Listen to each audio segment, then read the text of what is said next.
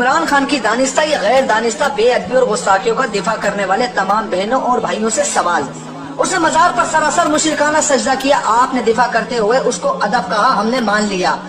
اسے لفظ خاتم النبیین 3 بار پڑھانے پر بھی ادا نہ ہو سکا اور معنی خیز ہنسی آپ نے دفاع کرتے ہوئے کہا زبان پھسل گئی تھی، ہم نے مان لیا۔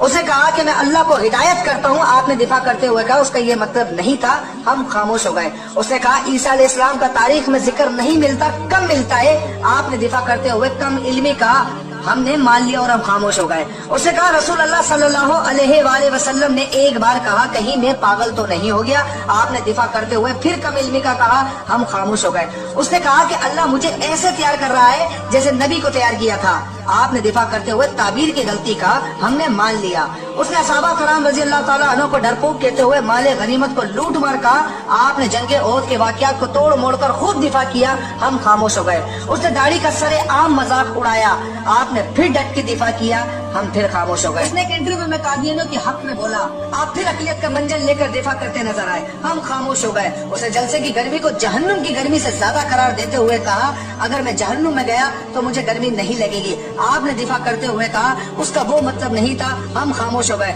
اس نے سکھوں کے بت خانوں کو مکہ مکرمہ اور مدینہ المنورہ سے تشبیہ دی، آپ نے دفاع کیا۔ اب اس نبی کریم صلی اللہ علیہ وسلم کی ذات پر اس نے پھر جو لفظ استعمال کیا 2 دن پہلے اسپیچ کے اندر جو کوئی بھی مسلمان ادا نہیں کر سکتا، وہ اس نے استعمال کیا۔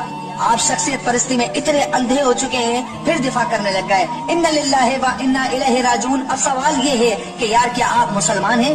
اگر جواب ہاں میں ہے تو پیاری بہنوں اور بھائیوں، خدا کے لیے سیاست کو 1 منٹ سائڈ پر رکھتے ہوئے ہم سب سے مسلمان بن کر سوچیں کہ عمران خان کی ان تمام دانستہ اور غیر دانستہ غلطیوں کو ایک نارمل اور باشعور مسلمان درست سمجھ سکتا ہے؟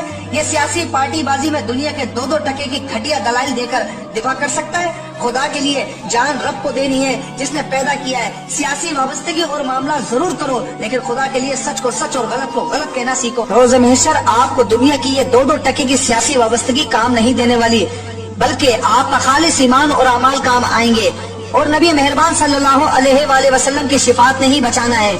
اور یہ تو محشر کی بات ہے، جب قبر میں رسول اللہ سے ملاقات ہوگی اور سوال ہوگا ما کنت تقول فی ھذا رجل، خدا نہ کرے اگر سرکار نے منہ پھیر لیا اور یہ کہہ دیا تو دنیا کے اندر اپنے لیڈر کا دفاع کر رہا تھا، جب میری ذات پر انگلیاں اٹھائی جا رہی تھی تو اس کا دفاع کر رہا تھا، میرے حق میں نہیں بولا۔ خدا نہ کرے کسی کے ساتھ یہ معاملہ ہو، اللہ رب ذوالجلال ہم سب کو اپنی پناہ میں رکھے۔